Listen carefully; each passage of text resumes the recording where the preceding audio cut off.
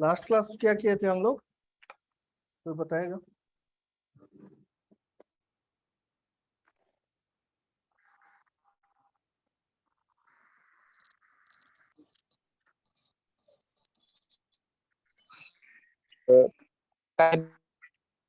उसके बाद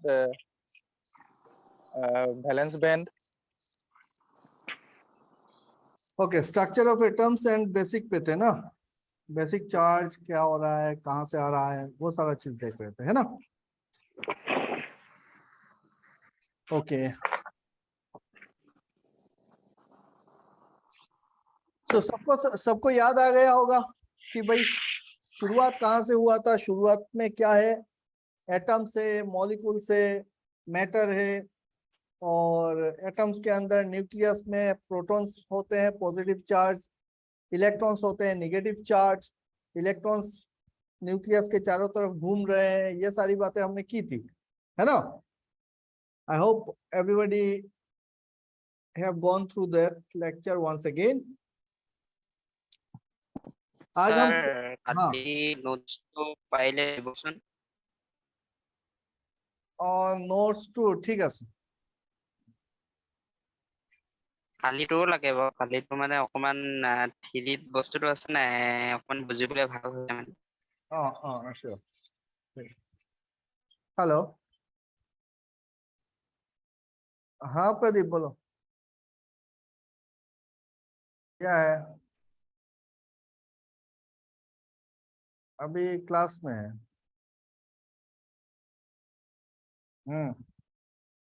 class resume, हाँ होगा होगा, होगा।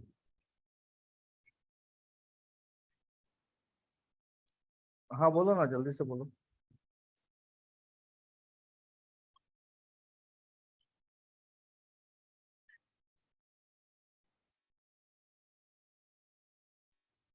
$1415। हाँ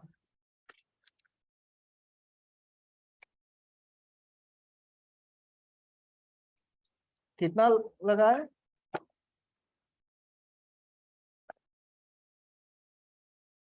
हन 100 इंस्ट्रूमेंट्स, 1415। हाँ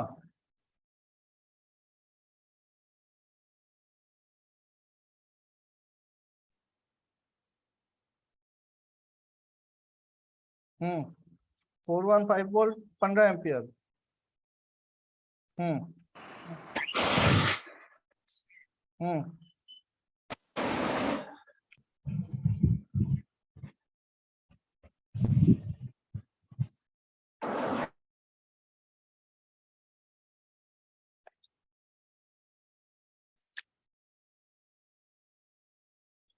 हम्म हम्म ठीक है, ठीक है। लोड कैलकुलेशन करना है ना तेरे को, 100 इंस्ट्रूमेंट का। बाद में करता हूँ, क्लास में हो ना, क्लास खत्म करके करता हूँ, ठीक है। ठीक,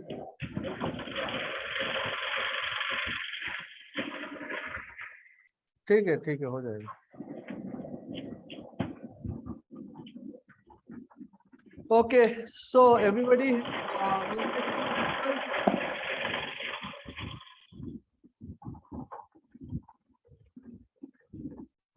screen visible, kindly let me know. So आज लास्ट क्लास में हमने ये देखा था कि भाई एटम्स होते हैं, एटम्स के न्यूक्लियस में पॉजिटिव चार्ज है, चारों तरफ नेगेटिव इलेक्ट्रॉन्स घूम रहे हैं। हर एक इलेक्ट्रॉन अपना एक स्पेसिफिक एनर्जी लेवल पे रहता है और स्पेसिफिक एनर्जी पोजेस करता है। वो जो एनर्जी होता है हमने देखा था, वो काइनेटिक एनर्जी और पोटेंशियल एनर्जी, दोनों एनर्जी का कॉम्बिनेशन है। हर एक इलेक्ट्रॉन अपने स्पेसिफिक पोजीशन पे है, क्योंकि उसका जो टोटल एनर्जी होता है वो नेगेटिव निकलता है, वो हमने कल देखा था। ये इलेक्ट्रॉन्स और प्रोटॉन्स ही है जो चार्ज कैरी कर रहे हैं। हम जब बोलते हैं कि कंडक्टर में इलेक्ट्रॉन्स चार्ज कैरी कर रहा है, सेमीकंडक्टर में इलेक्ट्रॉन्स एंड होल्स, इलेक्ट्रोलाइट पे आयंस, गैस में चार्ज आयंस और इलेक्ट्रॉन्स। तो ये सारे चार्ज आते कहां से हैं? ये सारे चार्ज हमारे एटम्स के अंदर प्रेजेंट है। न्यूक्लियस में पॉजिटिव चार्ज है, चारों तरफ नेगेटिव चार्ज है। यही चार्ज के डिस्ट्रीब्यूशन अलग अलग मटेरियल पे अलग अलग तरीके से हो रहे हैं। एलिमेंट्स टोटल हमने देखा था कल की पीरियोडिक टेबल में, अभी तक हम लोगों को पूरे यूनिवर्स का जितना एलिमेंट मिला है वो उसका नंबर है 118। 118 एलिमेंट्स में नॉन मेटल 18 है, मेटलॉइड 7 है और टोटल मेटल्स 93 है।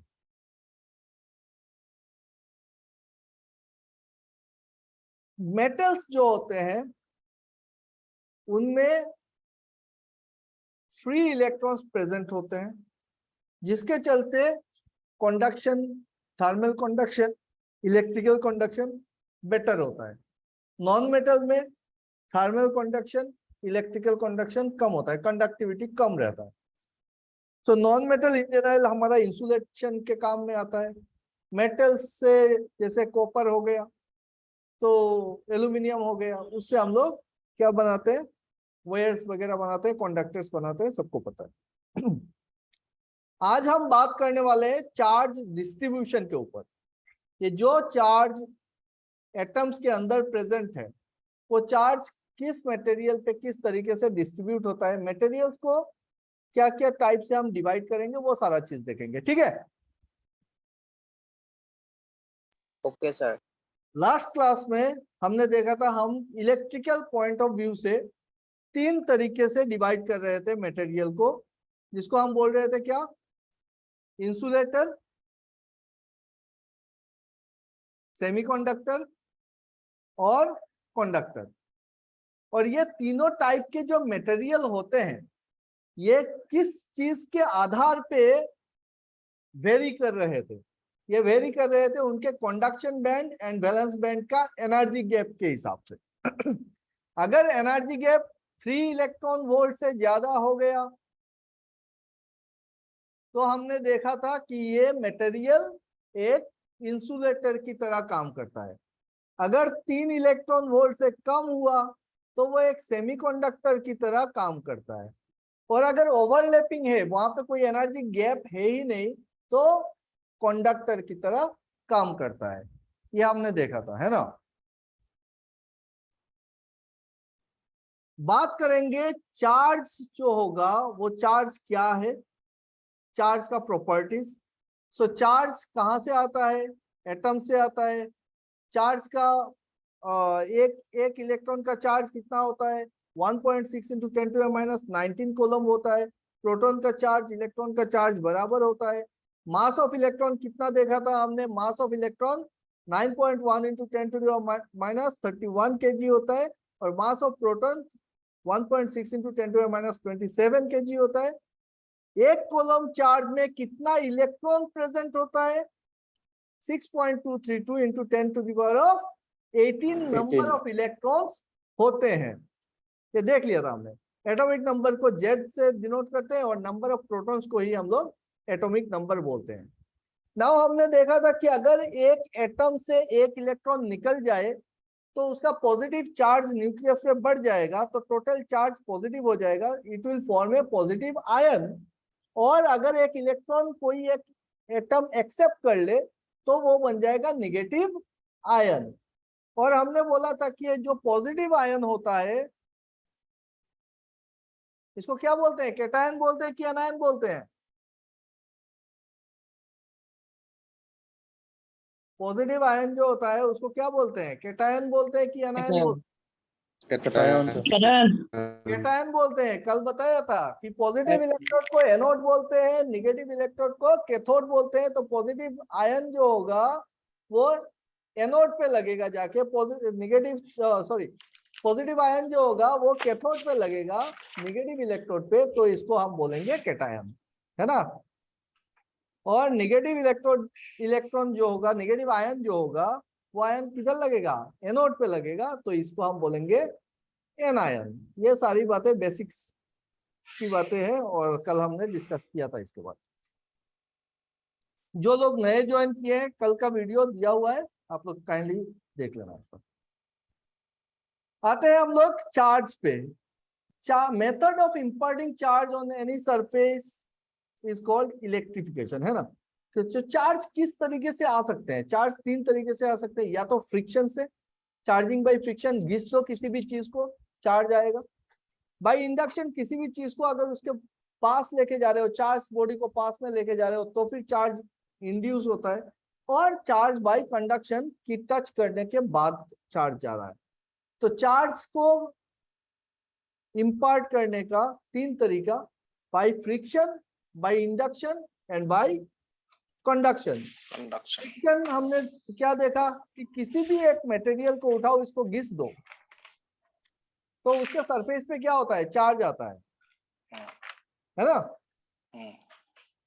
तो जैसे हमने बचपन में किया था, स्कूल में किया था कि ग्लास रॉड को आपने सिल्क क्लॉथ से ये कर दिया, रब कर दिया, और फिर छोटे छोटे कागज के टुकड़े के पास लेके गए, वो क्या कहते हैं इसको, फॉर्म में करके देखे कि क्या करता है, वो कागज के टुकड़ों को अट्रैक्ट करता है। तो ये कौन सा फोर्स लग रहा है यहाँ पे, ये इलेक्ट्रोस्टैटिक फोर्स लग रहा है। कागज के टुकड़ों को मटेरियल क्या कर रहा है, अट्रैक्ट कर रहा है ना। सिमिलरली चार्ज बाय इंडक्शन क्या होगा, इंडक्शन होगा कि कोई भी एक चार्ज मटेरियल को अगर दूसरे के पास लेके जाते हो, टच नहीं करा है, लेकिन इससे वो दूसरा जो मटेरियल है उसमें क्या हो रहा है, इंड्यूस हो रहा है। तो charge simply can be imparted by bringing a charge particle, किसी दूसरे के बगल में लेके जाने से, जरूरी नहीं है कि टच हो, है ना। तीसरा क्या है, चार्ज बाय कंडक्शन, कि भाई चार्ज पार्टिकल दूसरे चार्ज पार्टिकल टच किया तो एक दूसरे से चार्ज फ्लो कर गए। अभी बताओ, ये जो मेरे हाथ में पेन है, पकड़ लो, ये ब्लैक पेन है, क्या इसके सरफेस पे चार्ज है?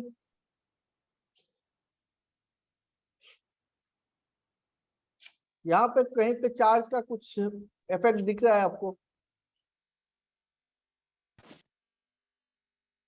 यस ये सर। प्लास्टिक का बना हुआ है, हाँ सर है। प्लास्टिक का है, नॉन मेटल है, प्लास्टिक है। यहाँ पे इसके सरफेस पे कहीं पे चार्ज दिख रहा है?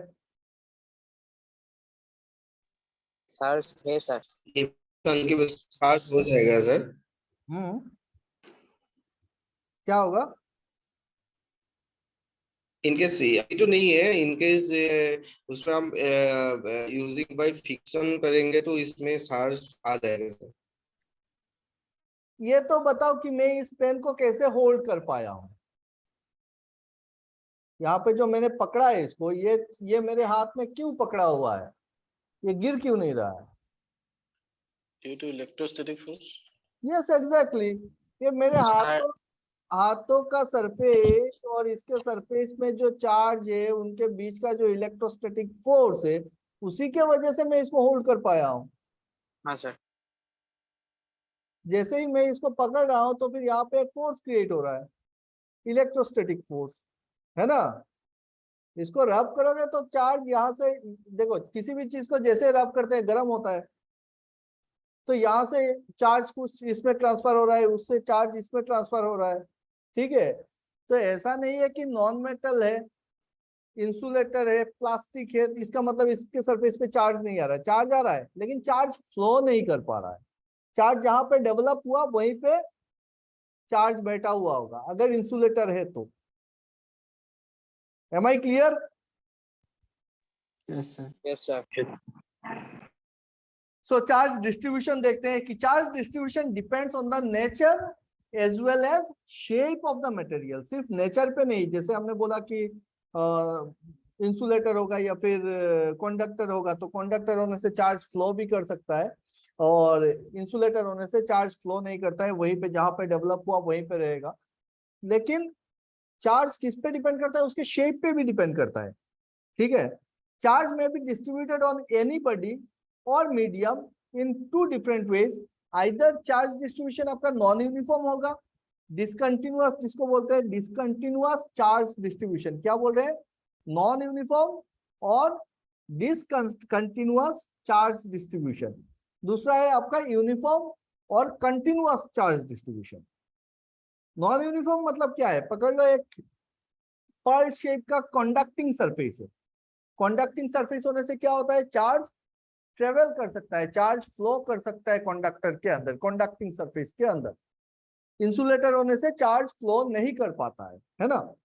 अब चार्ज अगर फ्लो करता है और ये अगर एक पर्ल शेप मतलब एक जगह पे क्या है, एरिया कम है, कहीं पे ज्यादा है, और आप इसको कहीं पे आप चार्ज पकड़ लो, यहाँ पे आपने चार्ज डेवलप किया, तो वो चार्ज अगर सेम चार्ज मतलब क्या है, इधर पॉजिटिव चार्ज है, नेगेटिव चार्ज है, तो इलेक्ट्रॉन्स ही पकड़ लो तो एक दूसरे को रिपल्स करेंगे, है ना। तो रिपेल करेगा तो हम देखेंगे कि जो क्या कहते हैं इसको, एरिया कम हो रहा है जहां पे, वहां पे चार्ज जाके ज्यादा एक्यूमुलेट हो रहा है। तो charge density will not be same in two different areas. यहाँ पे ज्यादा हो जाएगा, एरिया कम हो रहा है, और यहाँ पे मोटा हिस्सा है वहां पे चार्ज कम है, फैल सकता है। चार्ज जब फ्लो करता है किसी भी कंडक्टर के अंदर, तो एक चीज का ध्यान रखो, पकड़ लो ये कंडक्टर है स्फेरिकल, अब इसके अंदर मैंने कुछ चार्ज छोड़ दिए, पकड़ लो मैंने कुछ चार्ज यहाँ पे डेवलप किया, तो एक चार्ज दूसरे चार्ज को क्या करेगा, रिपेल करेगा। तो रिपेल करेगा तो अगर ये एक यूनिफॉर्म शेप है तो इक्वी डिस्टेंस मेंटेन करेगा ना, हर एक चार्ज क्या करेगा, अपने आप से दूरियां जो होगी वो बराबर का बनाएगा, और इक्वी डिस्टेंस पे सारे चार्ज जाके फैल जाएंगे। ठीक है, समझ में आ रहा है मैं क्या बोल रहा हूं। चार्ज ट्रेवल कब कर पाएगा, जब ये कंडक्टर होगा, कंडक्टर के अंदर आप चार्ज छोड़ दो, वो एक दूसरे को रिपेल करेगा तो चार्ज फैल सकता है, हो जाएगा। अगर उसका शेप यूनिफॉर्म है तो बराबर से डिस्ट्रीब्यूट होगा, नॉन यूनिफॉर्म है तो डिस्ट्रीब्यूशन जो होगा वो डिसकंटिन्यूअस बोलेंगे, या फिर जिधर एरिया कम हो रहा है वहां पे जाके ज्यादा चार्ज एक्यूमुलेट हो रहा है। या फिर हो सकता है एक इंसुलेटर है, इंसुलेटर में किसी एक कॉर्नर पे, किसी एक जगह पे आपने चार्ज डेवलप किया तो वहीं पे वो चार्ज रह जाएगा। स्फेरिकल इंसुलेटर है, यहाँ पे हमने चार्ज डेवलप किया, घिस दिया, यहाँ पे चार्ज है वहीं पे रहा, या फिर बनाने के टाइम पे आपने उसके सेंटर पे कहीं पे कुछ चार्ज पार्टिकल्स रख दिए और वो इंसुलेटर बनाए, तो वो इंसुलेटर के अंदर वहीं पे वो चार्ज रुक जाएगा, वो चार्ज स्टेबल नहीं कर पाएगा, है ना। नाउ यूनिफॉर्म और कंटिन्यूअस चार्ज डिस्ट्रीब्यूशन क्या होता है। यूनिफॉर्म और कंटिन्यूअस चार्ज डिस्ट्रीब्यूशन में देखो, पहला तो हम क्या बोलेंगे, एक को बोलते हैं हम लोग पॉइंट चार्ज। किसी भी एक पॉइंट पे हम पॉइंट चार्ज बोल रहे हैं, और पॉइंट चार्ज किसको एग्जैक्टली बोल रहे हैं कि जब हम कंसीडर कर रहे हैं कि जिस एरिया को कंसीडर कर रहे हैं उसके कंपैरिजन में अगर वो चार्ज का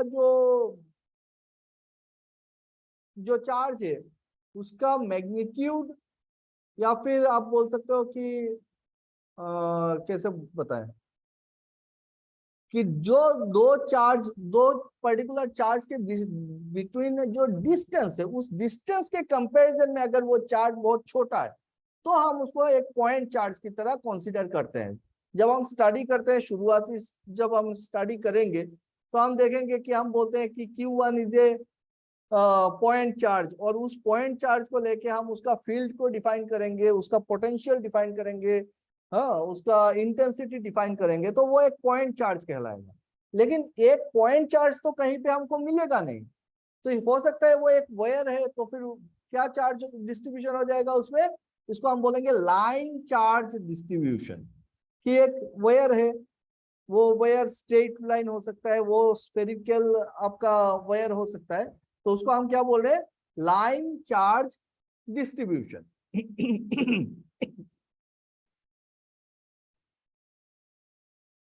एक स्ट्रेट वायर पे चार्ज डिस्ट्रीब्यूटेड है, एक रिंग है उसमें चार्ज डिस्ट्रीब्यूटेड है, ये सारे क्या है, लाइन चार्ज। जिसका एरिया हम नेग्लिजिबल पकड़ रहे हैं, सिर्फ लेंथ को पकड़ रहे हैं, उसको हम बोल रहे हैं लाइन चार्ज डिस्ट्रीब्यूशन।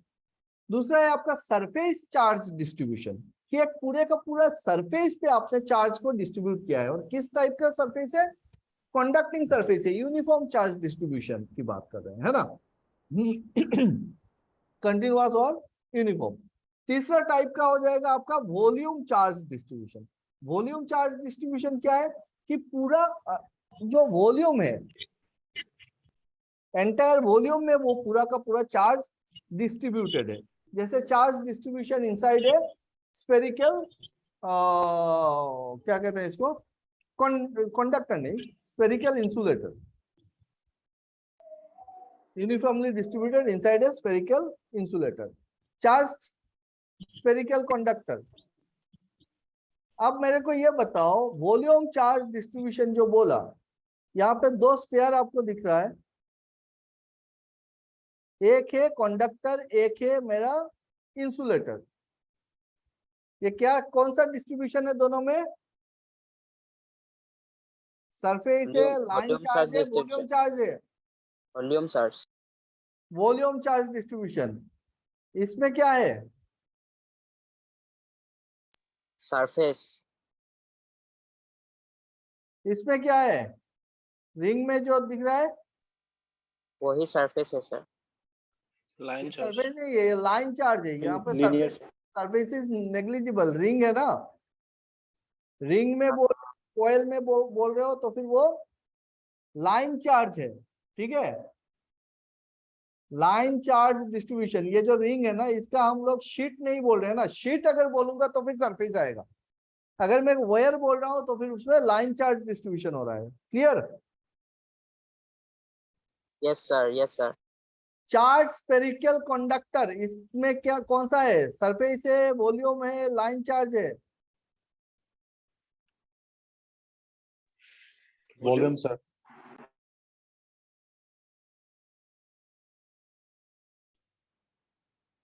और कौन बताएगा, वॉल्यूम सर सर। नहीं, सब लोग बताओ, सब सरफेस होगा कि सोच के बताओ। पिया दास, कौन सा चार्ज डिस्ट्रीब्यूशन होगा, बताओ। एक तरीके से वो तो सरफेस है, लेकिन सर सरफेस होगा, क्योंकि in case of conductor electrons तो सरफेस में आ जाते हैं ना। एग्जैक्टली पॉइंट ये है, दोनों स्फीयर है, देखो ये भी स्फीयर है, ये भी स्फीयर है, ये क्या है, कंडक्टर लिखा है, कंडक्टर है, तो अगर आपका चार्ज होगा कंडक्टर के किस टाइप का है, यूनिफॉर्म शेप है, यूनिफॉर्म शेप है, अंदर में चार्ज रख दिया, वो चार्ज क्या करेगा, एक दूसरे को रिपेल करेगा, रिपेल करेगा, तो सारे के सारे चार्ज कहाँ पे आ जाएंगे, सरफेस में आएंगे। तो charge distributed inside a spherical conductor is surface charge distribution, volume charge distribution नहीं होगा। क्लियर? इंसुलेटर होगा, इंसुलेटर होगा तो वॉल्यूम चार्ज हो जाएगा, कि आपने उस स्फेरिकल यूनिफॉर्मली आपने वो जो इंसुलेटर है, जो बॉल है, स्फीयर है, उसके अंदर पूरा यूनिफॉर्मली चार्ज को डिस्ट्रीब्यूट करके रखा है, तो दैट्स ओके, उसमें प्रॉब्लम नहीं है, क्योंकि वो चार्ज ट्रेवल नहीं कर पा रहा है, एक दूसरे को फोर्स तो लगाएगा लेकिन ट्रेवल नहीं कर पाएगा, तो फिर चार्ज जाएगा नहीं कहीं पे। तो एक क्वेश्चन आता है ना कि what will be the charge density या फिर total charge at the centre of A spherical conductor. तो किसी भी स्फेरिकल कंडक्टर के सेंटर पे हमको जीरो चार्ज मिलेगा, सारे चार्जेस सरफेस से ही मूव करेंगे, फ्लो करेंगे, कंडक्टर होगा तो। क्लियर? Yes sir. ओके, सो ये सरफेस चार्ज डिस्ट्रीब्यूशन है। नाउ एक एक करके ये चार्ज डिस्ट्रीब्यूशन को समझते हैं। पहले लीनियर चार्ज डिस्ट्रीब्यूशन। लीनियर मतलब किसी भी वायर पे या फिर लाइन पे। लीनियर चार्ज डिस्ट्रीब्यूशन को एक्सप्रेस किया जाता है लीनियर चार्ज डेंसिटी से, और इसका सिंबल जो होता है वो होता है लैम्डा। लीनियर चार्ज डिस्ट्रीब्यूशन मतलब लैम्डा। तो टोटल चार्ज जितना है, पकड़ लो Q चार्ज है मेरा टोटल, और एक लेंथ पे वो डिस्ट्रीब्यूट हो रहा है, तो फिर आपका चार्ज डेंसिटी कितना हो जाएगा, it will be lambda equal to Q/L। ठीक है, unit coulomb per metre. This is called your line charge distribution. Linear charge density lambda, ठीक है। किसी भी वायर पे आप टोटल चार्ज को डिस्ट्रीब्यूट कर रहे हो वो। दूसरा है surface charge distribution. Surface charge distribution एक सरफेस पे हो रहा है, इसको एक्सप्रेस किया जाता है सरफेस चार्ज डेंसिटी से। सरफेस चार्ज डेंसिटी मतलब टोटल एरिया जितना होगा और उस एरिया में जितना टोटल चार्ज है, तो total charge divided by area मिल जाएगा आपको, charge distributed over unit area. इसको डिनोट कैसे करते हैं हम लोग? सिग्मा से। Sigma equal to Q by A, ठीक है।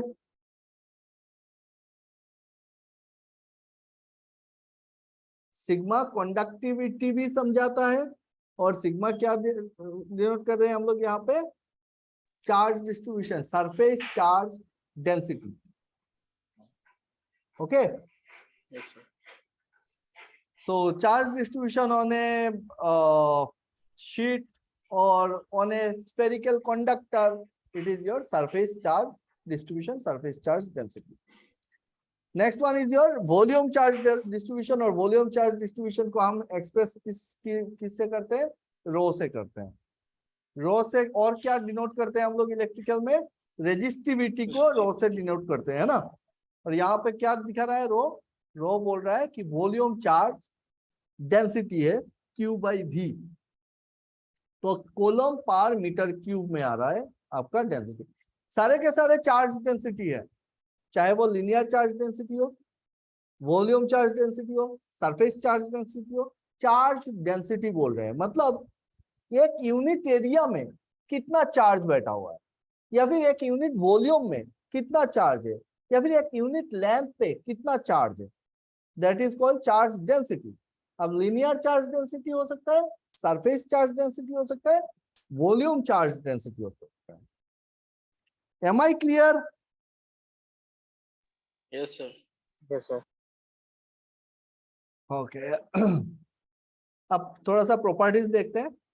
चार्ज का प्रॉपर्टी क्या है? Charge like mass it is a fundamental quantity, है ना, कि चार्ज को हम बना नहीं सकते हैं। चार्ज नेचर में है, एटम्स के अंदर प्रेजेंट है, so it is a fundamental and intrinsic property of matter. Intrinsic का मतलब क्या होता है? इंट्रिंसिक का मतलब होता है कि फंडामेंटल प्रॉपर्टी जो किसी दूसरे चीजों पे डिपेंड नहीं कर रहा है, that does not depend on any other substances, इसी को बोलते हैं इंट्रिंसिक प्रॉपर्टी। जैसे मास, किसी भी चीज का जो मास होता है वो क्या है? उसका इंट्रिंसिक प्रॉपर्टी है, वो किसी दूसरे चीज पे डिपेंड नहीं कर रहा है। अच्छा एक बात बता दो, मास ऑफ ए सब्सटेंस और वेट ऑफ ए सब्सटेंस में क्या अंतर है?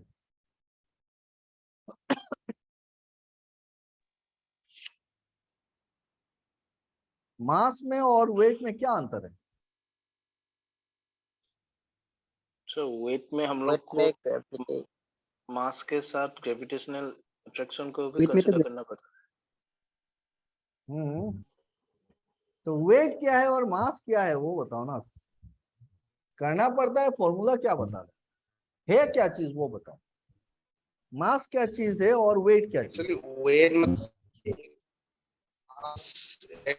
मास मतलब एक जो पार्ट होता है वो मास है। वेट है उस पार्ट को ग्रेविटेशनल फोर्स जितना मतलब खींच रहा है वो है वेट। सर सुनाई नहीं दे रहा है। Anybody else? बनोजीत, मास और वेट में क्या अंतर है?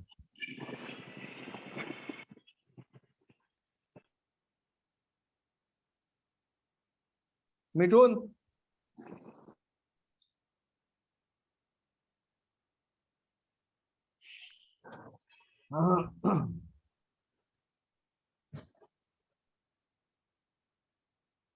मास और वेट में क्या अंतर है?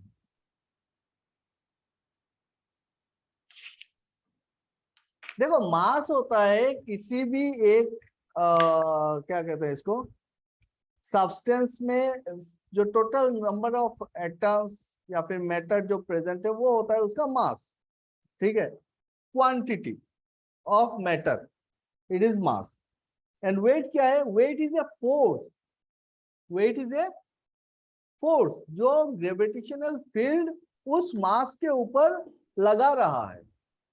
सो हम क्या बोलते हैं? W is equal to m into g बोलते हैं ना, mass into acceleration due to gravity is equal to weight. हमको क्या पता है? फोर्स इक्वल टू क्या होता है? न्यूटन सेकंड लॉ से हमको पता है as F is equal to m है।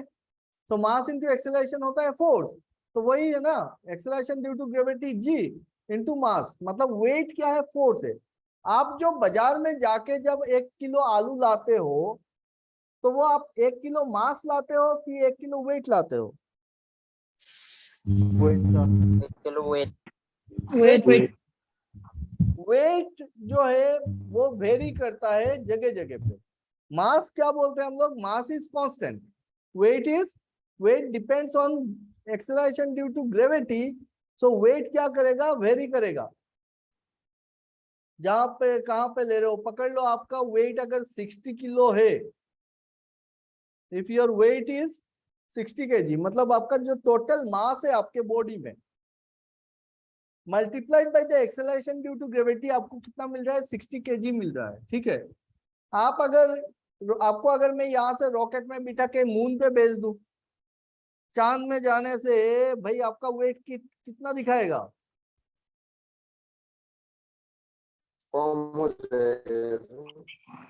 कम होगा कि ज्यादा होगा? Negative sir. कम होगा। कितना कम होगा? 1/6 हो जाएगा, 1/6 हो जाएगा। ठीक है, 10 kg। Yes exactly.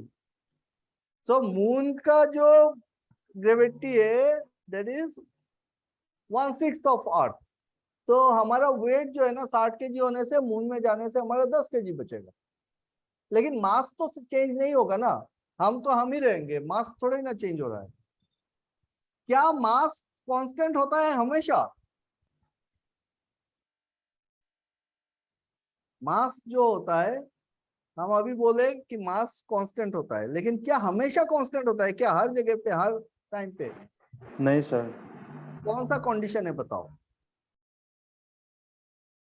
Mass vary कर सकता है सिर्फ एक केस में, अगर आपका स्पीड लाइट के स्पीड के बराबर हो तो। Mass is equal to m0 by root over of 1 minus of v square by c square. c क्या है? वेलोसिटी ऑफ लाइट है, v इज योर वेलोसिटी। तो as compare to light, light का स्पीड कितना होता है? लाइट का speed कितना होता है? 3 into 10 raised by 10 to the power of 8 metre per second. So 3 into 8 10 to the power of 8 metre per second light का स्पीड है। हमारा स्पीड क्या है? नेग्लिजिबल। सो नेग्लिजिबल है, इसीलिए क्या होता है? This quantity becomes 0, v square by c square. ये क्वांटिटी हो जाता है 0। तो क्या बन रह गया? m is equal to m0। तो हमको दिखता है मास कांस्टेंट है। लेकिन अगर हमारा स्पीड बढ़ जाए ना और c स्क्वायर के करीब में चला जाए, पकड़ लो, तो ये कट जाएगा, हो जाएगा 1। तो m0 बाई 0 मतलब ऑलमोस्ट इनफाइनाइट। तो आदमी का स्पीड अगर लाइट के स्पीड में अगर आदमी ट्रेवल किया तो उसका मास हो जाएगा इनफाइनाइट, इतना बढ़ जाएगा मास। समझ पा रहे हो? हाँ सर। तो एग्जैक्टली इस यूनिवर्स में हम जो देखते हैं ना वैसा होता नहीं है। हम इसलिए चीजों को इस तरीके से देख पा रहे हैं because our speed is negligible as compare to speed of light. अगर आप लाइट के स्पीड से कभी ट्रेवल कर पाओ तो चीजें दूसरी दिखेगी, क्योंकि हम चीजों को देख ही पा रहे हैं, इसलिए वहां पे स्टैटिक है कि उसमें जाके लाइट गिर रहा है, फिर वो लाइट ट्रेवल होके हमारे आंखों में आ रहा है और इमेज फॉर्म हो रहा है, तब जाके हम चीज को वहां पे देख रहे हैं। अगर हमारा स्पीड उससे ज्यादा हो जाए तब तो हम कुछ दूसरा चीज देखेंगे, है ना। चलो, that is not our matter of concern right now. सिर्फ मास निकला तो हमने बात कर लिया इसके बारे में। तो हमको क्या पता है कि mass is intrinsic property of any matter. Mass constant रहता है, मास चेंज नहीं होता है। वेट जो होता है, वेट चेंज होता है, वो एक्सट्रिंसिक प्रॉपर्टी है, मास और ग्रेविटी पे डिपेंड करता है। हमको पता है चार्ज जो है, हम लोग पढ़ रहे the charge, properties of charge, तो चार्ज सेम चार्ज रिपेल करता है, ऑपोजिट चार्ज अट्रैक्ट करता है। हमको ये भी पता है कि जो चार्ज होते हैं वो चार्ज के बीच में जो फोर्स लगता है कि अट्रैक्ट करे या फिर रिपेल करे, that is directly proportional to the product of their magnitude. जितना भी चार्ज होगा उसका प्रोडक्ट होगा प्रोपोर्शनल। तो चार्ज अगर बढ़ेगा तो फोर्स भी बढ़ेगी। चार्ज का मैग्नीट्यूड जितना बढ़ेगा, मतलब जितना नंबर ऑफ चार्ज ज्यादा होंगे उतना ज्यादा फोर्स लगेगा एक दूसरे के ऊपर। F is proportional to Q1 into Q2। दूसरा क्या पता है हमको कि force is directly inversely proportional to the square of the distance between them. कि दो चार्ज है तो उनके बीच का जो डिस्टेंस है उसका इनवर्सली प्रोपोर्शनल होता है। तो डिस्टेंस अगर बढ़ेगा तो फोर्स जो लगेगा चार्ज पे वो घट जाएगा। Electric charge is always conserve. इसका मतलब क्या है, ना तो चार्ज आप क्रिएट कर सकते हो और ना ही डिस्ट्रॉय कर सकते हो। तो चार्ज आइसोलेटेड किसी भी सिस्टम का अगर चार्ज कंसीडर करेंगे तो चार्ज ट्रांसफर हो सकता है, एक बॉडी से दूसरे बॉडी में फ्लो कर सकता है, लेकिन चार्ज डिस्ट्रॉय भी नहीं हो सकता है और बना भी नहीं सकता है। Total charge will remain constant. और क्या है, चार्ज इज क्वांटाइज्ड। क्वांटाइज मतलब क्या है कि integral multiple of integral multiple, मतलब हम चार्ज को ना 0.5 चार्ज नहीं बोल सकते, हम लोग चार्ज Q1 Q2 Q3 1 2 3 इस टाइप से बोल सकते हैं, है ना। कि इलेक्ट्रॉन का चार्ज हम पकड़ रहे हैं 1.6 इंटू 10⁻19 कूलम, तो हम बोलेंगे एक इलेक्ट्रॉन आएगा, दो इलेक्ट्रॉन आएगा। हम ये नहीं बोल सकते हैं कि 1.5 इलेक्ट्रॉन, वो नहीं मिलेगा हमको देखने में। Clear? So this is called charge is quantized and charge, total charge is additive. Charge is additive मतलब हम अगर एक सिस्टम की बात कर रहे हैं, यहाँ पे आपका प्लस Q1 चार्ज है, यहाँ पे आपका प्लस Q2 चार्ज है, यहाँ पे आपका प्लस Q3 चार्ज है, तो जगह जगह पे चार्ज है, तो टोटल चार्ज जो होगा वो होगा Q1 plus Q2 plus Q3। That will be my total charge. उतना हमको पता है। और वो चीज हम क्या बोल रहे हैं, these are the properties of charge। Charge इस तरीके से बिहेव करता है। क्लियर? अभी तक जितना बात हमने किया उतना क्लियर हुआ कि नहीं हुआ, उसको थोड़ा सा एक बार कंसाइज करते हैं, फिर आगे बढ़ेंगे। अभी तक हमने क्या क्या चीजों पे अपना कॉन्सेप्ट बनाया, बताओ, बोलो, कुछ बोलना है तो बोलो। স্যার ইনসুলেটৰ এটাত তো আপোনাৰ ইলেক্ট্ৰন থাকে, মানে তাত যেতিয়া চাৰ্জ দিওঁতে ভিতৰত কিয় মুভ কৰিব নোৱাৰে? इंसुलेटर के अंदर चार्ज क्यों नहीं मूव करता है, उसके लिए हमने देखा था कि उसके लिए आपको एग्जैक्टली समझना पड़ेगा कि बैलेंस बैंड क्या होता है, कंडक्शन बैंड क्या होता है। তাত ফ্ৰী ইলেক্ট্ৰন নথকাৰ কাৰণে নি বাৰু? एग्जैक्टली वहां पे क्या होगा, जब एटॉमिक स्ट्रक्चर को आप स्टडी करोगे तो देखोगे कि उसका जो आउटर मोस्ट शेल है, आउटर मोस्ट शेल में जो इलेक्ट्रॉन रहेंगे, अगर वो 8 इलेक्ट्रॉन होते हैं, ऑक्टेट बोलते हैं उसको, 8 इलेक्ट्रॉन होंगे तो स्टेबल होता है, जो हमारा नोबल गैस या इनर्ट गैस में हमको देखने को मिलता है। सिर्फ हीलियम में 2 इलेक्ट्रॉन होता है, स्टेबल होता है, क्योंकि वो फर्स्ट शेल में है और 2n² होता है किसी भी एक शेल में, तो 2 इलेक्ट्रॉन से वो स्टेबल होता है, वो हमने देखा था। अब क्या है कि अगर इलेक्ट्रॉन्स जो होते हैं बैलेंस बैंड में, बैलेंस बैंड किसको बोलते हैं कि अगर कंप्लीटली फील्ड इलेक्ट्रॉन्स है ना, सारे सबशेल्स में फील्ड इलेक्ट्रॉन हो, तो उसको आप बोलोगे कि बैलेंस बैंड में है। कंडक्शन बैंड मतलब आप ऊपर से जब देखोगे कि फर्स्ट जो शेल मिलेगा उसमें अगर कोई भी एक अनपेयर्ड इलेक्ट्रॉन मिल गया, अनपेयर्ड इलेक्ट्रॉन मिला, तो वो होता है उसका कंडक्शन बैंड। जो नीचे से अगर आप देखते आते हो 1s से अगर देखते आ रहे हो, तो हाईएस्ट लेवल पे, हाईएस्ट एनर्जी लेवल पे जहां पे कंप्लीटली फील्ड है, वो हो गया आपका वैलेंस बैंड। और अगर आप बाहर से ऊपर से देखते आ रहे हो, तो पहला जो अनपेयर्ड या फिर कंप्लीटली फील्ड नहीं है, ऐसा जो एनर्जी लेवल मिलता है, वो होता है आपका कंडक्शन बैंड। तो अगर कंडक्शन बैंड में इलेक्ट्रॉन नहीं है तो वो इलेक्ट्रॉन मूव नहीं कर पाएगा। वो वैलेंस बैंड में है, मतलब टाइटली पैक्ड है, कंप्लीटली फील्ड है, वो मूव नहीं कर रहा है। ठीक है, इसीलिए और ये जो वैलेंस बैंड है और कंडक्शन बैंड है, इनके बीच में जो एनर्जी गैप है, कि एक इलेक्ट्रॉन को मैंने बोला था कि एक इलेक्ट्रॉन को क्या चाहिए, एनर्जी चाहिए। एनर्जी अगर दोगे, निगेटिव एनर्जी में बैठा हुआ है बंदा, तो उसको अगर एनर्जी दोगे तो वो नेक्स्ट लेवल पे जंप करेगा। तो वो जो जंप करेगा ना इस लेवल पे उस लेवल पे, तो बैलेंस बैंड से कंडक्शन बैंड में जो जंप करेगा, जितना एनर्जी उसको चाहिए बैलेंस बैंड से, ये तो बैलेंस बैंड है मतलब कंप्लीटली फील्ड है, यहाँ से उठ के वो जो नेक्स्ट लेवल पे हायर लेवल पे मूव करेगा, उसका एनर्जी बढ़ेगा। उसके लिए उसको जितना एनर्जी चाहिए, वो एनर्जी अगर 3 इलेक्ट्रॉन वोल्ट से ज्यादा लग जाता है, एनर्जी गैप अगर 3 इलेक्ट्रॉन वोल्ट है, उतना इलेक्ट्रॉन वोल्ट देने से अगर जंप करेगा, that behaves like an insulator. वो इजीली मूव नहीं करता है। उससे ज्यादा एनर्जी जब आप देते हो 3 इलेक्ट्रॉन वोल्ट से, तो वहां पे एवलांच ब्रेकडाउन होता है, वो इंसुलेटर ही ब्रेक हो जाता है, फिर जल जाता है। कि बहुत ज्यादा एक साथ इलेक्ट्रॉन इतना एक्साइटेड हो जाएगा कि बहुत सारा इलेक्ट्रॉन निकल जाएगा, और फिर उसी चीज को हम क्या बोलते हैं, एवलांच ब्रेकडाउन बोलते हैं। लेकिन सेमीकंडक्टर में क्या होता है, 3 इलेक्ट्रॉन वोल्ट से कम एनर्जी चाहिए, तब जब आप उस इलेक्ट्रॉन को वहां पे एनर्जी दे रहे हो, तो वो वैलेंस बैंड से निकल के कंडक्शन बैंड में मूव कर सकता है, और वो फिर कंडक्टर की तरह बिहेव करता है। तो semiconductor can behave like a insulator as well as a conductor. Depend करता है कि वो टेम्परेचर कितना है, क्योंकि टेम्परेचर बढ़ेगा तभी तो इलेक्ट्रॉन को एनर्जी मिलेगी।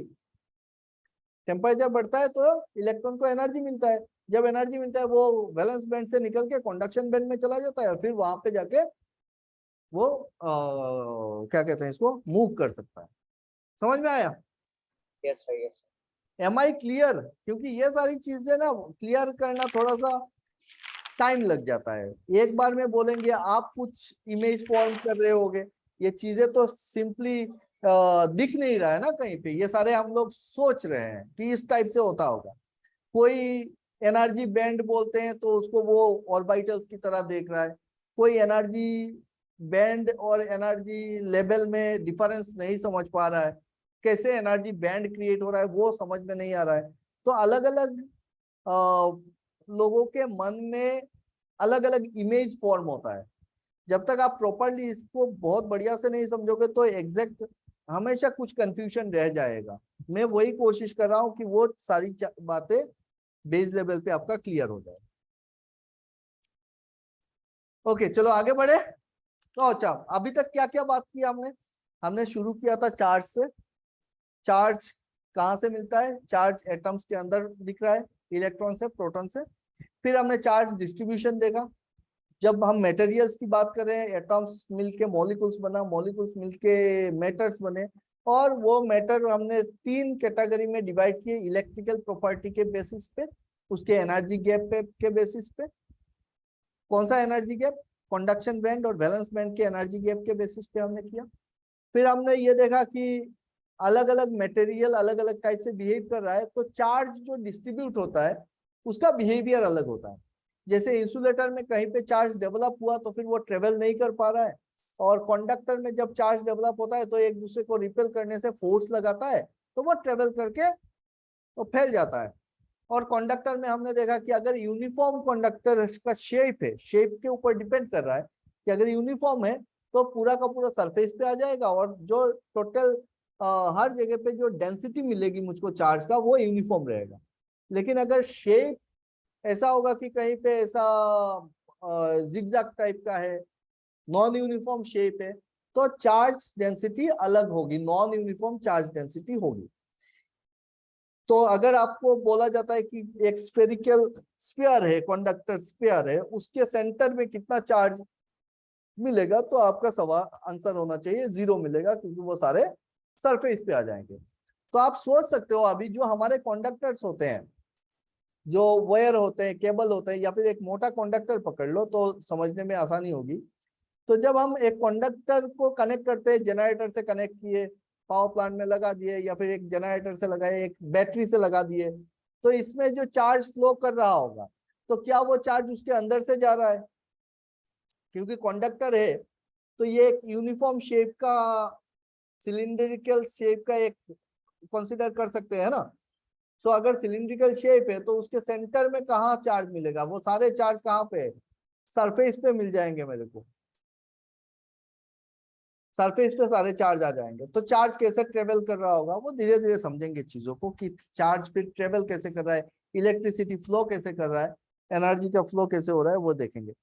अभी तक क्या देखे कि पॉइंट चार्ज समझ लिए, कि पॉइंट चार्ज कब बोलेंगे, कि हो सकता है कि वो चार्ज जो है वो बहुत बड़ा एरिया का ही चार्ज है, लेकिन हम जब कंपेयर कर रहे हैं चीजों को तो वो जो डिस्टेंस है उस डिस्टेंस के हिसाब से, आप इलेक्ट्रॉन की बात कर रहे हो, अब एक तार के साथ कंपेयर कर रहे हो, तो इलेक्ट्रॉन के साइज के कंपैरिजन में ये इनफाइनाइट लेंथ हो गया है ना, तो डिस्टेंस जो है इनफाइनाइट बोल रहे हैं, तो उस चार्ज को हम क्या बोल रहे हैं, पॉइंट चार्ज बोल रहे हैं। सिमिलरली हम क्या बोल रहे हैं कि अगर एक तार है और तार पे अगर चार्ज डिस्ट्रीब्यूटेड है तो वो एक लाइन चार्ज डिस्ट्रीब्यूशन है, और उस चीज को हम एक्सप्रेस कर रहे हैं लाइन चार्ज डेंसिटी से। वही तार की जगह पे अगर एक सरफेस का बात करते हो आप, एक मेटल शीट ले लिया या मोटा कंडक्टर ले लिया जिसका एक सरफेस एरिया है, तो चार्ज का जो डेंसिटी होगा, जो डिस्ट्रीब्यूशन होगा वो पूरे सरफेस पे होगा, तो उसको हम बोलेंगे सरफेस चार्ज डेंसिटी। वॉल्यूम, अगर एक इंसुलेटर है और उसका पूरे वॉल्यूम पे अगर चार्ज डिस्ट्रीब्यूटेड है तो हम बोलेंगे वॉल्यूम चार्ज डेंसिटी उसका। यहां तक हमने किया है अभी, क्लियर, आगे बढ़ते हैं। कंडक्टर में सर अगर किसी भी टाइप का, हेलो, हाँ हाँ सुन रहा हूँ, बोलो। सर कंडक्टर में सर अगर मैं चार्ज दे रहा हूँ तो वो यूनिफॉर्मली होगा ना, सर नॉन यूनिफॉर्म तो नहीं होगा? कंडक्टर में नॉन यूनिफॉर्म हो सकता है अगर कंडक्टर का शेप यूनिफॉर्म ना हो तो, शेप के ऊपर डिपेंड करेगा ना। अगर आपका कंडक्टर का शेप यूनिफॉर्म है तो यूनिफॉर्म चार्ज डिस्ट्रीब्यूशन होगा, शेप अगर नॉन यूनिफॉर्म है तो वो नॉन यूनिफॉर्म चार्ज कहलाएगा। सर एग्जांपल कुछ ऐसा है? दे रहा हूं,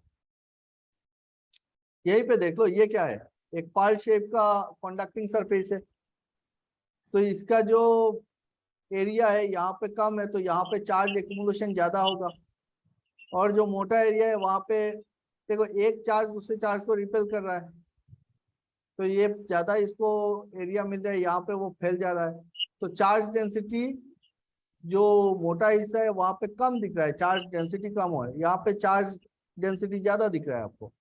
तो पर्ल शेप एक कंडक्टर में जहाँ जो हिस्सा आपका छोटा हो रहा है वहां पे जाके ज्यादा चार्ज एक्युमुलेट हो रहा है, ठीक है।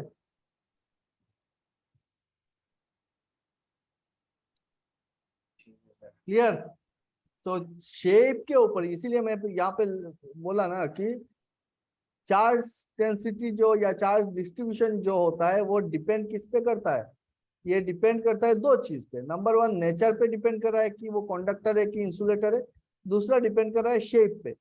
अब इंसुलेटर के शेप पे डिपेंड नहीं कर रहा है क्योंकि वो ट्रेवल नहीं कर पाएगा।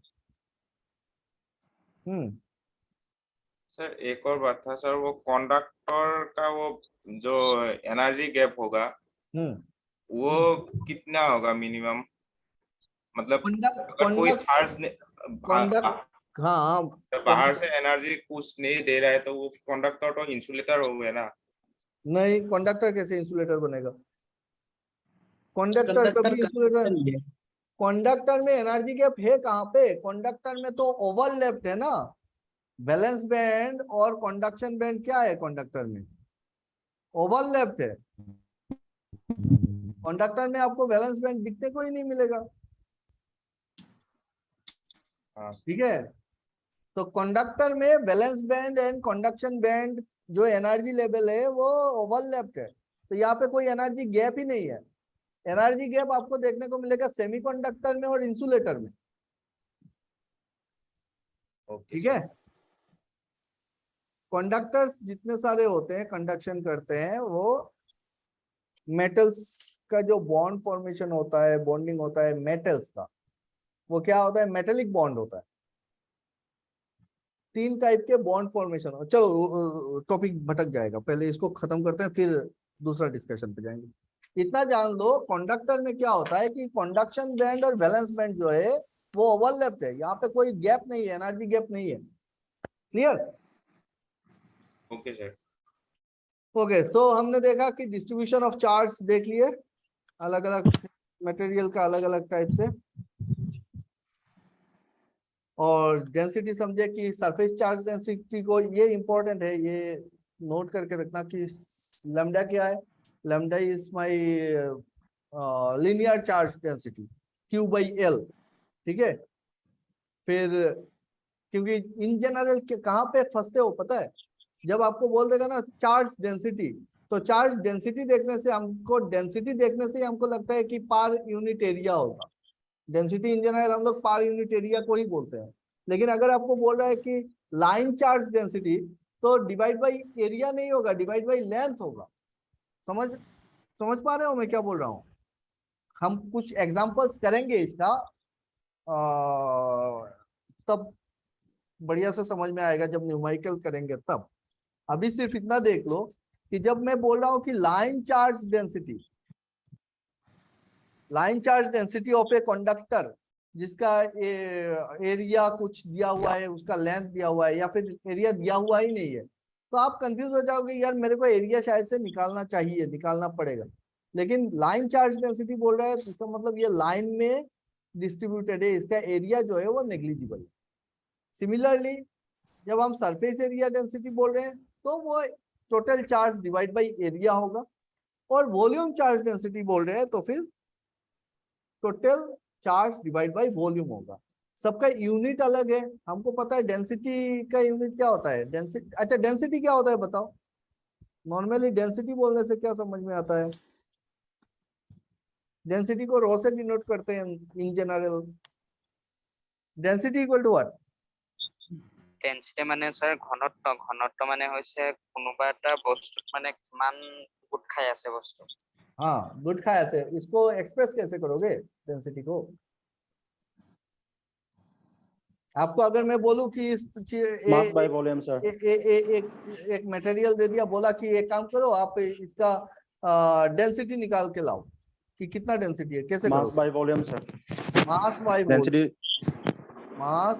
बाय वॉल्यूम, मतलब यूनिट वॉल्यूम पे, एक छोटा सा वॉल्यूम पे कितना टोटल मास एक्यूमुलेट हो रहा है वहां पे, उसी को हम डेंसिटी बोलते हैं ना। लेकिन चार्ज के केस में क्या हो रहा है? लाइन डेंसिटी हो रहा है, सरफेस चार्ज डेंसिटी हो रहा है, वॉल्यूम चार्ज डेंसिटी हो रहा है। तो डेंसिटी का इन जनरल हमारा यूनिट क्या रहेगा? मास मतलब केजी होगा, वॉल्यूम मतलब मीटर क्यूब होगा, तो केजी पर मीटर क्यूब होगा। लेकिन चार्ज डेंसिटी में देखो, लीनियर चार्ज डेंसिटी का कितना हो जाएगा? Coulomb per metre. यूनिट देखो, लीनियर चार्ज डेंसिटी होगा तो यूनिट क्या होगा? Kolam per metre. Surface charge density होगा तो कितना हो जाएगा? Coulomb per metre square. Surface charge density is coulomb per metre square. Volume charge density होगा तो कोलम पर मीटर क्यूब। ठीक है, हाँ इस यस टाइप सर। से समझ में आ गया ना पूरा? हाँ सर आ गया। बढ़िया। हाँ, फिर प्रॉपर्टीज ऑफ चार्जेस देख लिए, प्रॉपर्टीज ऑफ चार्जेस समझ गए हम लोग। अब आते हैं कि भाई पॉइंट चार्ज है। पॉइंट चार्ज क्या बोल रहे हैं? If the size of the charge body is very small as compare to the distance between them. आप जिसके कंपैरिजन में मैंने बताया कि अगर मैं एक मोटा सा एक चार्ज बॉल ही पकड़ रहा हूं और उसका कंपैरिजन अगर कर रहा हूं जिस चीज से कि इस बॉडी के वजह से मैं अगर किसी एक पॉइंट पे उसका इंटेंसिटी निकालना चाहता हूँ या फिर उसका पोटेंशियल निकालना चाहता हूँ कहीं पे, तो ये जो डिस्टेंस है as compare to that body, अगर डिस्टेंस ज्यादा हो तो हम उस बॉडी को क्या पकड़ते हैं? We treat that body as point charge. उसको हम बोलते हैं पॉइंट चार्ज। जैसे हम लोग डिफाइन करते हैं ना कि यूनिट पॉजिटिव चार्ज, तो पॉइंट चार्ज, तो वो है point charge. So unit of charge is coulomb, और 1 यूनिट चार्ज और 1 coulomb charge is equal to, हमको पता है टोटल नंबर ऑफ इलेक्ट्रॉन्स कितना? 6.232 into 10 to the power of 18 number of electrons या फिर प्रोटॉन्स, वो होता है हमारा यूनिट चार्ज। अब यूनिट पॉजिटिव चार्ज बोलोगे तो दिमाग में वही आएगा कि 6.232 into 10 to the power of 18 number of protons का charge, that will be your unit positive charge. Similarly, one coulomb charge may also be defined as the total charge when flows through a cross sectional area in 1 second. हम current को कैसे define करते हैं? 1 ampere current मतलब 1 coulomb per second. एक second में जितना charge flow होता है किसी भी सरफेस एरिया को जब क्रॉस करता है, जितना चार्ज क्रॉस कर रहा है उसी को हम 1 एम्पियर करंट बोलते हैं। तो एक कूलम चार्ज को कैसे डिफाइन कर सकते हैं कि 1 coulomb charge is equal to 1 ampere into 1 second. So 1 coulomb charge may also be defined as the total charge जितना फ्लो हुआ एक सेकंड में in 1 second to produce 1 ampere current, उतना चार्ज को हम बोल रहे हैं unit positive charge, 1 coulomb charge. ठीक है,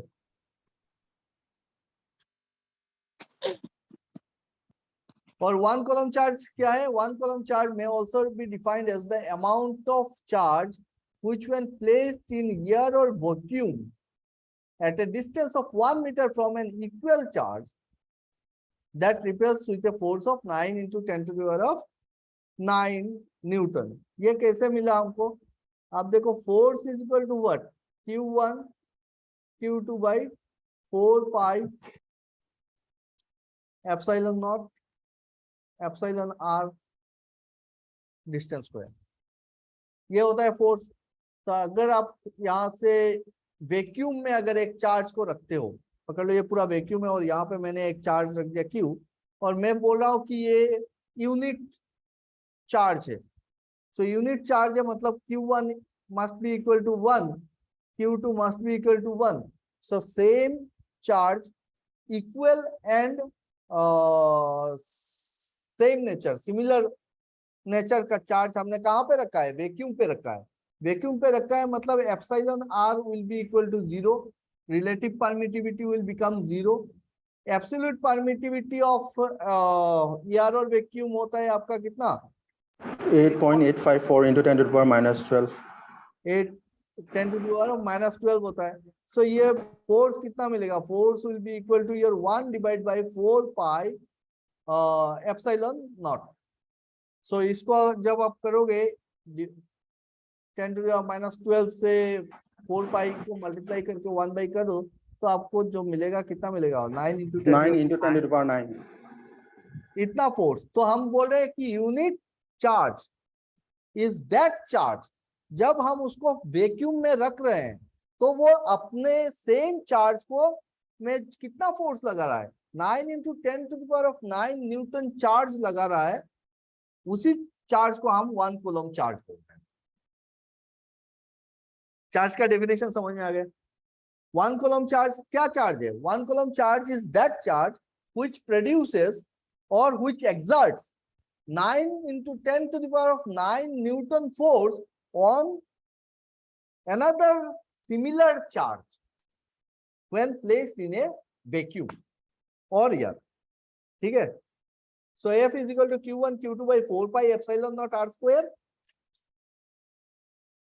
अगर Q1 Q2 को 1 कूलम मानते हो, R को 1 मीटर डिस्टेंस मानते हो, उतना डिस्टेंस पे रखते हो, तो जो फोर्स आएगा आपका वो होगा 9 into 10 to the power of 9 Newton. बातें मेरी पूरा का पूरा क्लियर हुआ कि नहीं हुआ भाई बताओ? Yes sir, it is clear। तो ये बात लिख के रख सकते हो कि फोर्स इज इक्वल टू क्या होता है, और epsilon naught is equal to your 8.854 into 10 to the minus 12 farad per metre. Farad per metre ये किसका है परमिटिविटी? ये है आपका एयर और वैक्यूम का परमिटिविटी होता है। 8.854 into 10 to the minus 12 farad per metre. ये सारे डाटा जो बोल रहा हूँ ना, ये हमको मेमोरी में फिट करने पड़ेंगे। ये सारे डाटा याद रखना ही पड़ेगा, उपाय नहीं। एप्सिलॉन नॉट का वैल्यू क्या होता है, और फोर्स कितना लगाता है एक कूलम चार्ज दूसरे 1 कूलम चार्ज पे जब वैक्यूम पे 1 मीटर पे, या फिर 1 यूनिट चार्ज बोलने से हमको क्या समझ में आता है।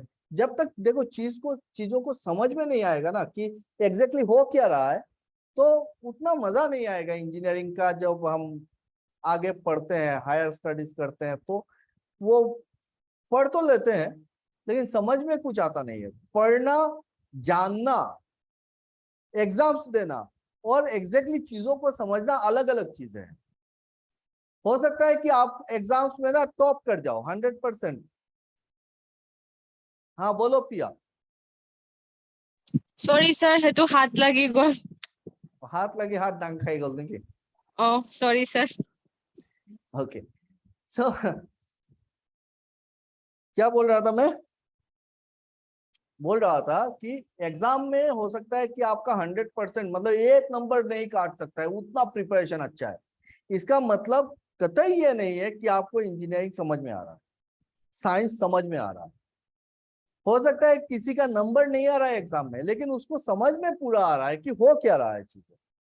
और जब तक आपको चीजें समझ में नहीं आएगा ना, आप कुछ चीज अपने से नहीं कर सकते हो। अपने से बनाना, अपने से करना, अपने से सोचना तो थोड़ा मुश्किल होता है। इसीलिए हमारा जो इंजीनियरिंग स्टडीज है, जो कॉलेज से निकल रहे हैं, फ्रेश लड़के निकल रहे हैं, तो उसमें से 90% इंजीनियर्स को अनएम्प्लॉयबल बोला जाता है कि स्किल नहीं है और उसको कुछ समझ भी नहीं है इंजीनियरिंग का। सिर्फ पढ़ रहे हैं, एग्जाम्स दे रहे हैं, निकल रहे हैं, और किसी भी चीज को प्रैक्टिकली जब सोचना चाहते भी है ना, तो हम सोच नहीं पाते।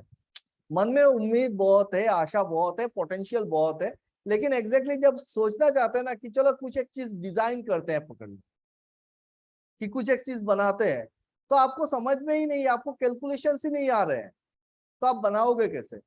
कि कितना लेंथ का ये लेंगे, कितना वॉल्यूम का मटेरियल लेंगे, कितना चार्ज चाहिए, कितना करंट चाहिए, कैलकुलेशन ही नहीं आ रहा है हमको, तो इंजीनियरिंग क्या करेंगे? एम आई राइट और wrong? Right, sir. Yes, sir. Yes तो sir. लास्ट टॉपिक ये देख लेते हैं और आज का क्लास खत्म हो गया। क्या टाइम हुआ? देरी हो रहा है क्या? 9 बज गया। चलो लास्ट क्लास,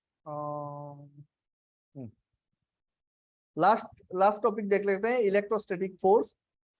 तो इलेक्ट्रोस्टैटिक फोर्स के बारे में ऑलरेडी हम डिस्कस कर चुके हैं। क्या होता है? कूलम्ब्स लॉ से हमको मिलता है कि किसी भी दो चार्ज में जो फोर्स होता है, कितना फोर्स होता है? F is equal to Q1 Q2 by 4 pi epsilon R square. What is this epsilon? Epsilon is your absolute permittivity of the medium.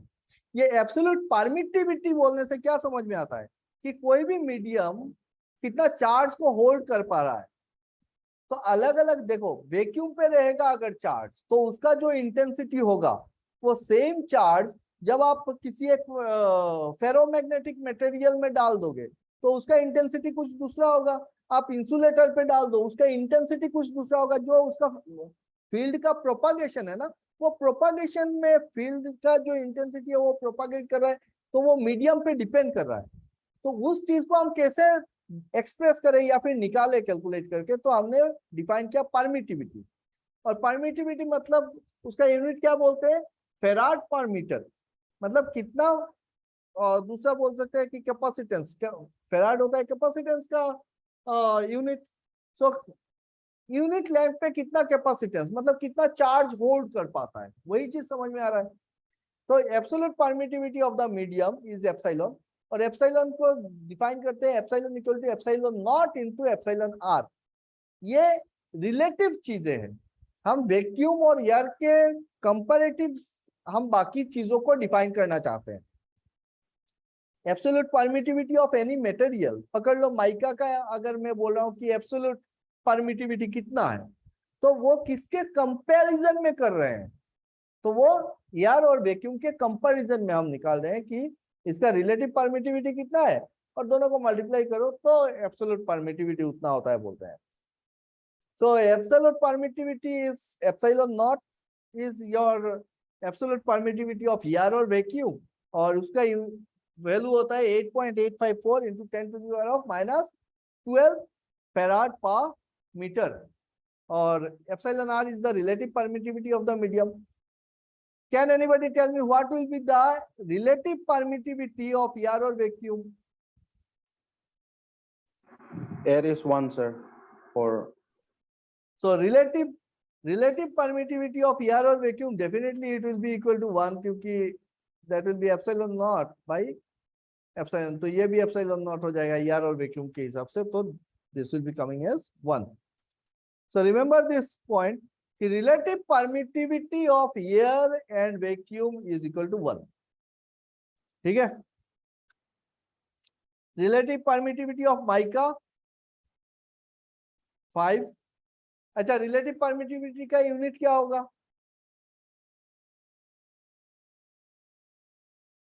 पिया बताओ, हाथ उठाया था अभी, बताओ रिलेटिव परमिटिविटी का यूनिट क्या होगा, बताओ।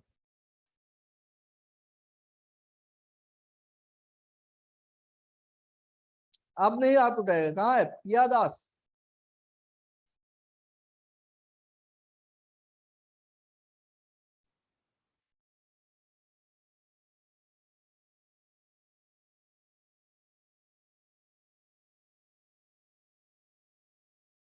What is the relative permittivity of unit of the relative permittivity? sir, it is unitless. Yes, exactly. It is a ratio. It is a ratio.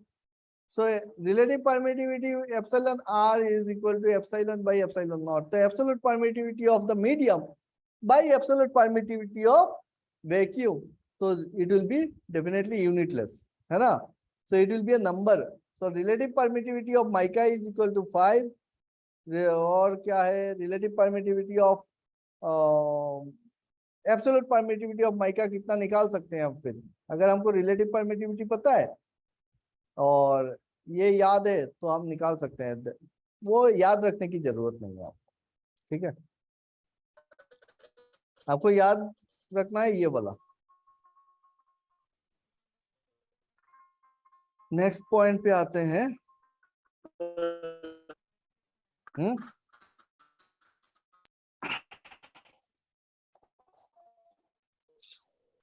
चलो पकड़ लो, एक चार्ज है Q1 और एक चार्ज ले रहा हूं मैं Q2। फोर्स। हाँ, कोई कुछ बोल रहा है क्या? हाँ सर, ये जो आपने फोर्स बोला, इलेक्ट्रिसिटी फोर्स, तो ये तो अगर कंसीडर करो आपका हुआ तो जहाँ पे आपने को लिया था अपने फिंगर सरफेस के चार्ज की भी इलेक्ट्रिसिटी, वो जो फोर्स चार्ज के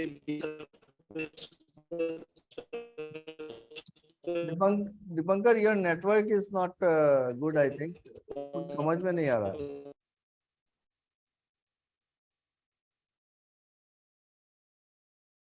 पूरा का पूरा टूट के रोबोटिक साउंड आ रहा है।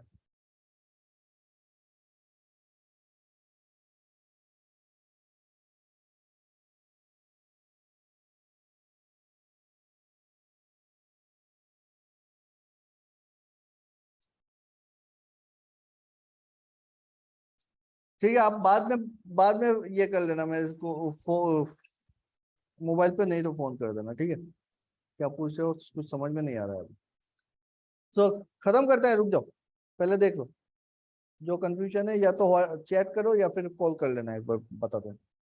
तो क्या बोल रहे थे कि पकड़ लो, एक Q1 चार्ज ले रहे हैं, एक Q2 चार्ज ले रहे हैं।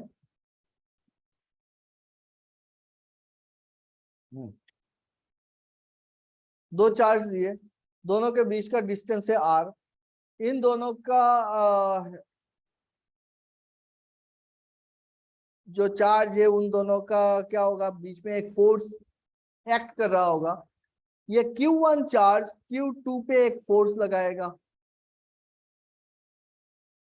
Q2 चार्ज Q1 पे एक फोर्स लगाएगा, FQ2 लगाएगा ना। Q1 Q2 पे लगाएगा, Q2 Q1 पे लगाएगा। Q1 is greater than Q2। तो मेरे को बताओ कि जो Q1 Q2 पे चार्ज लगा रहा है वो फोर्स बड़ा होगा या जो Q2 Q1 पे लगा रहा है वो फोर्स ज्यादा बड़ा होगा?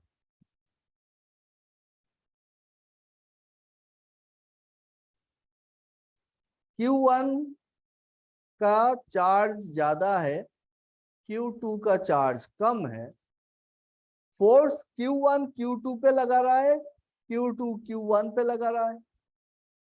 जो फोर्स Q1 Q2 पे लगाएगा वो ज्यादा होगा कि जो फोर्स Q2 Q1 पे लगाएगा वो ज्यादा होगा? वो होता Q2 1 पे Q2 Q1 पे ज्यादा फोर्स लगाएगा। Everybody agrees with him?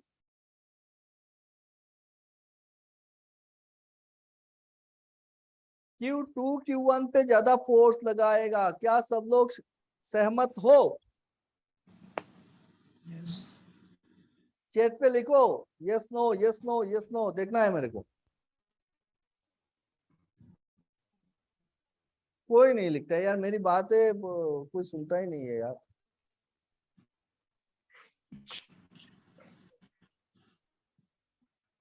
SK Singh, ज्योतिर्मय, मैं देख रहा हूँ कौन कौन लिख रहा है, ठीक है।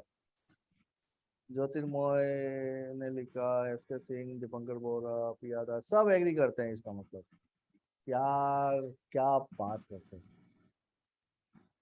Q1 कितना भी बड़ा हो जाए, Q2 कितना भी छोटा हो जाए, जो फोर्स Q1 Q2 पे लगाएगा उतना ही फोर्स Q2 Q1 पे लगाएगा ना।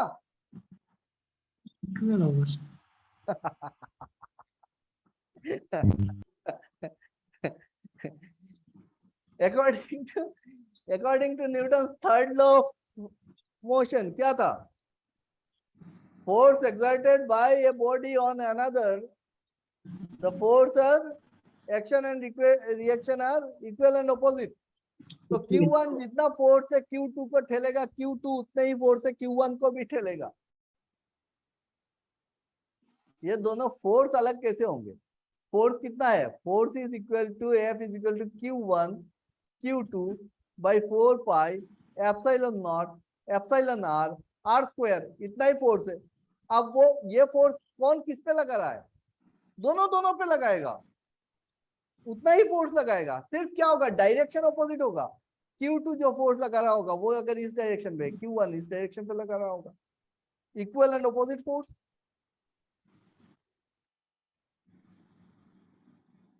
हाँ, समझ में आया? फोर्स का मैग्नीट्यूड सेम होगा, डायरेक्शन ऑपोजिट होगा। आप अगर एक हाथी को ठेल रहे हो और हाथी अगर आप में फोर्स लगा रहा है, तो जो फोर्स आप हाथी पे लगा रहे हो हाथी भी आप पे उतना ही फोर्स लगा रहा होगा।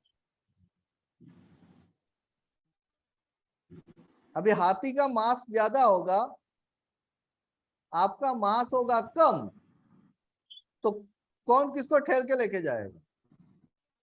फोर्स बराबर का लग रहा है एक दूसरे पे, एक्सेलरेशन किसका बढ़ेगा? देखो फोर्स, अब देखो बढ़िया से समझ जाओगे। F इज इक्वल टू क्या है? ma है ना।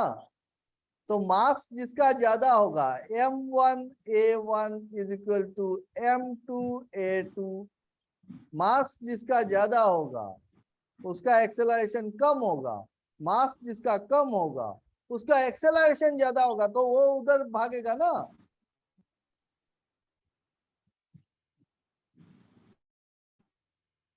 एक्सेलरेशन किसका ज्यादा होगा? इसीलिए तो हाथी हमको ठेल के लेके चला जाएगा, हम हाथी को ठेल के लेके नहीं जा पाएंगे। फोर्स तो दोनों बराबर ही लगा रहे हैं ना भाई। हाथी मुझको धक्का मार रहा है, मैं हाथी को धक्का मार रहा हूं।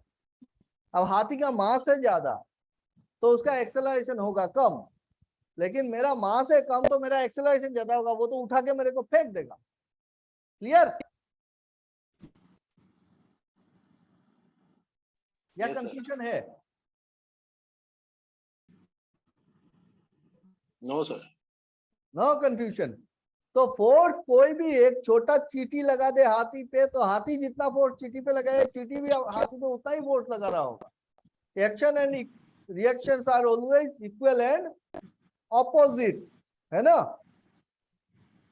और ये हमारे चार्ज पे भी डिपेंड करेगा, सेम वैलिड है। ओके, सो भाई देख रहे हैं कि Q1 जितना फोर्स लगाएगा Q2 पे, Q2 उतना ही फोर्स लगाएगा Q1 पे। मैग्नीट्यूड दिया हुआ है Q1 Q2 by 4 pi epsilon r square। इतना फोर्स अगर एक दूसरे पे लगा रहा है, दोनों का फोर्स का क्या होगा, डायरेक्शन अपोजिट होगा। तो फोर्स जो लगा रहा है इसका मतलब क्या है कि Q1 का इतने दूर से लगा रहा है ना, दोनों के बीच में कुछ एक डिस्टेंस है, तो इतना दूर से जो लगा पा रहा है, कैसे लगा पा रहा है, क्योंकि इसका एक फील्ड है। तो ये फील्ड Q2 के फील्ड के साथ इंटरेक्ट कर रहा है। Q1 का फील्ड Q2 के फील्ड के साथ इंटरेक्ट कर रहा है। अब डिस्टेंस अगर बहुत ज्यादा हो जाएगा तो क्या होगा, आपका फोर्स कम होता जाएगा। आप इतना दूर लेके चले जाओ तो Q1 का इम्पैक्ट जो है Q2 पे वो नॉलिफाई हो जाएगा, वो वैलिड नहीं रहेगा। ठीक है, सो बाकी नेक्स्ट क्लास में करेंगे। नेक्स्ट क्लास में हम लोग देखेंगे कि पोटेंशियल क्या होता है, पोटेंशियल ग्रेडियंट क्या होता है, पोटेंशियल डिफरेंस क्या होता है, फील्ड इंटेंसिटी क्या होता है। ठीक है, यही से हम आगे बढ़ेंगे। सर कल क्लास होगा सर? नहीं, क्लास कल नहीं है, आपका क्लासेस रहेंगे मंडे, ट्यूसडे, वेडनेसडे, थर्सडे, 4 दिन रहेगा। और फ्राइडे, सैटरडे, संडे क्लास नहीं रहेगा। ठीक है, ओके सर। और जो भी आप लोगों का दोस्त लोग है, जूनियर है, सीनियर है, सबको बता दो सैटरडे को हम अपना ऑफर बंद कर रहा है। सैटरडे को जो भी ऑफर है वो उठा देगा। ठीक है, किसी को लेना है तो भाई सैटरडे ले ले भाई। So everybody good night, bye bye. Good night sir, thank you. बढ़िया लग रहा है क्लास करके, वो तो बता के जाओ। हाँ सर, बढ़िया लग रहा है। समझ में आ रहा है ना, एकदम क्लियर, एकदम इजी लैंग्वेज में हो रहा है कि नहीं हो रहा है। Yes sir. Yes sir. चलो बाय बाय।